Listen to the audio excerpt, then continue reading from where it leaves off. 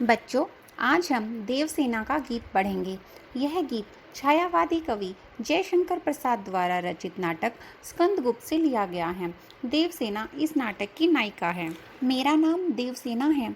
मैं मालवा के राजा बंधु वर्मा की बहन हूँ। जब देश पर हुणों का आक्रमण हुआ, तब मेरे भाई बंधु वर्मा और परिवार के सभी लोग मारे गए। मैंने अपने भाई के सपनों को पूरा करने के लिए राष्ट्र की सेवा का व्रत ले लिया। मैं स्कंदगुप्त से बहुत प्रेम करती थी, पर वह किसी और को चाहता था।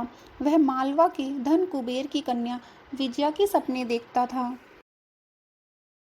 अब जीवन के अंतिम मोड़ पर आकर स्कंदगुप्त मुझे पाना चाहता है, पर अब वह समय जा चुका है।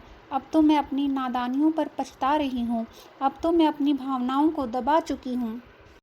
आह वेदना मिली विदाई, मैंने भ्रमवश जीवन संचित, मधुकरियों की भीख लुटाई।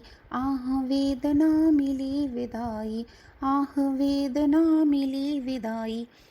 देवसेना जीवन भर स्कंदगुप्त से प्रेम करती रही, परंतु उस समय स्कंदगुप्त उसके प्रेम को नहीं समझा। अब जीवन के आखिरी दिनों में वह उससे विवाह करना चाहता है, उसे पाना चाहता है, पर अब उसने अपने मन की इन प्रेम भरी भावनाओं को दबा दिया है, उनसे विदा ले ली है। उसने अपना पूरा जीवन इस भ्रम में निकाल दिया कि कभी तो स्कंदगुप्त उसे मिलेगा, उसके प्रेम को समझेगा, पर अब उसने इन इच्छाओं, इन अभिलाषाओं रूपी भिक्षा यानी भीख को लुटा दिया है।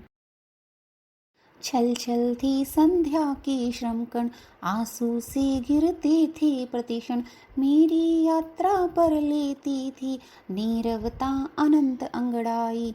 आह वेदना मिली विदाई। अब देवसेना के जीवन की शाम आ गई है, यानी बुढ़ापा आ गया है। उसका पूरा जीवन दुखों से भरा है। अब वह जीवन के दुखों से लड़ते लड़ते थक गई है। उसका पूरा जीवन संघर्ष करते हुए बीत गया। उसे आंसुओं के अलावा कुछ नहीं मिला। उसे अपनी पूरी जीवन यात्रा में अकेलापन ही सहना पड़ा। श्रमित स्वपन की मधुमाया में, गहन विपिन की तरु छाया में, पथिक उनंदी श्रुति में किसने यह विहाग की तान उठाई। आह वेदना मिले विदाई। अब जब देवसेना ने स्कंदगुप्त के प्रेम के स्वप्न देखने बंद कर दिए, तब वह आकर उससे प्रेम का निवेदन कर रहा है। अब वह उसे पाना चाहता है, पर अब स्कंदगुप्त का प्रेम निवेदन देवसेना को ऐसा लगता है जैसे कोई मुसाफिर थक कर पेड़ की छाया में आराम कर रहा है और उसे नींद से भरी दशा में कोई गीत सुनाई पड़ जाए। अब देवसेना थक गई है, निराश हो गई है। अब कोई भी गीत, किसी भी प्रकार का प्रेम निवेदन उसे सुख नहीं पहुंचा सकता। लगी सृषण धीर थी सबकी, रही बचाई फिरती कब की, मेरी आशा आह बावली, तूने खो दी सकल कमाई। आह वेदना मिली विदाई। देवसेना अपनी यौवन अवस्था यानी जवानी में खुद को दूसरों की नज़रों से बचाए फिरती थी। सबकी प्यासी नज़रें उस पर लगी रहती थी, पर वह खुद को बचाए रखती। वह तो इसी आशा में रहती थी कि उसे कभी तो स्कंदगुप्त मिल जाएगा। इस बावली आशा के कारण ही उसने अपने जीवन की सारी पूंजी खो दी।